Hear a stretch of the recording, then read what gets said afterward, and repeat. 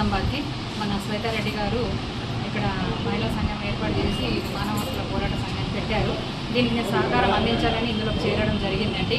ఇక్కడ ఉన్న మహిళలతో పాటు ఇతర మహిళలకు కూడా మంచి అవకాశం ఇద్దామని అనుకుంటున్నారండి. ఇంకో విషయం ఏంటంటే మహిళలను ఎవరైతే చిన్న చూపు చూస్తున్నారో వాళ్ళందరూ కూడా ఏ విధమైన చిన్న చూపు చూడకుండా అందరూ మహిళలు అంటే ఏంటి అనేది తెలుసుకొని మహిళల గురించి పొరపాటుగా మాట్లాడే వాళ్ళకి నేను తెలియజేయడం ఏమనగా మహిళ అంటే ఏంది అనేది ఒక నిజ స్వరూపాన్ని వాళ్ళు చూసి ఇంకోసారి ఇలాంటి మహిళలను ఎవ్వరు కూడా ఏడిపించకుండా ఎన్నో మహిళలను ఇబ్బంది పెడుతున్నారు. అలాంటి వాళ్ళపై తగిన చర్యలు తీసుకోవాలని నేను పోలీస్ శాఖకు కానీ మన కలెక్టర్ కానీ అందరికీ తెలియజేయడం జరుగుతున్నది.